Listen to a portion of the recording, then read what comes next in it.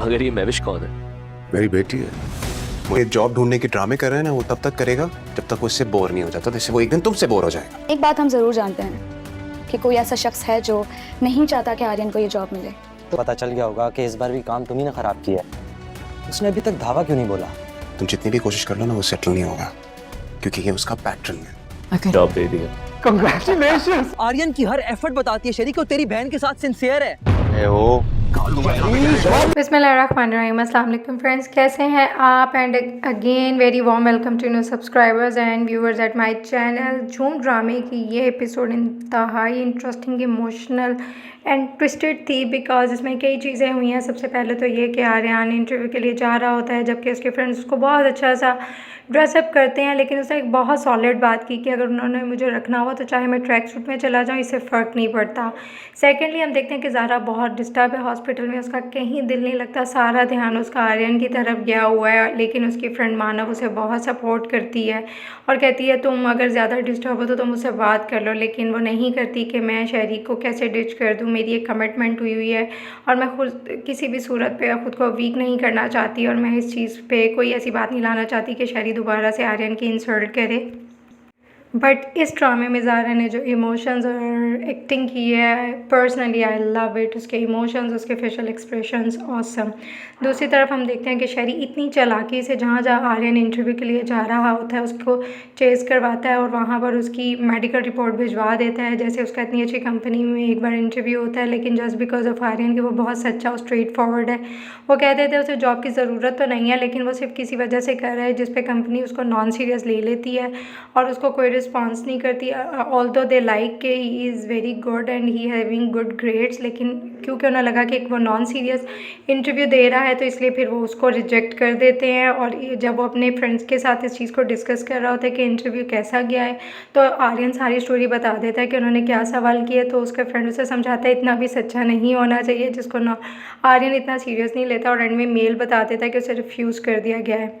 दूसरी तरफ हम देखते हैं कि मरियम बहुत परेशान होती है आर्यन के इंटरव्यू के बारे में। जब उसे पता चलता है कि उसे नहीं सेलेक्ट किया गया तो वो बड़ा शॉक्ड होती है कि उसके तो ग्रेड्स और उसका जो सीवी था बहुत अच्छा था।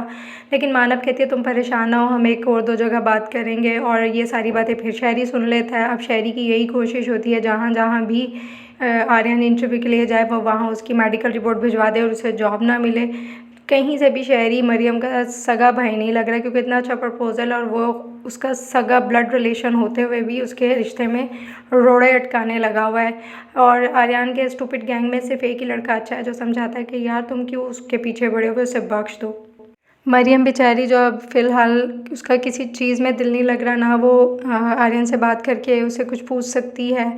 दूसरी तरफ आर्यन का भी यही हाल है, वो भी मरियम से बात करना चाहता है, but they both are very lucky कि इनके फ्रेंड्स बहुत सिंसियर दिखाए गए हैं। तो आखिर आर्यन कन्विंस कर लेता है कि मुझे सिर्फ उसकी आवाज़ सुननी है, और टीना से कहता है कि तुम उसे कॉल मिला, और टीना फिर मरियम को कॉल मिलाती है। मरियम कॉल पिक करती है, लेकिन वो बहुत ज़्यादा डिप्रेस अपसेट दिखाई है, और वो कहती है कि मैं आर्यन से बात नहीं कर सकती, तुम उसे समझाओ। Although that was very emotional scene, और बहुत अच्छी एक्टिंग की गई थी फ्रेंड्स की तरफ से, आर्यन और मरियम की तरफ से। मरियम बात करने के बाद बहुत इमोशनल हो जाती है और अपनी फ्रेंड मानव के गले लग के बहुत ज़्यादा रोती है, and that was the amazing scene.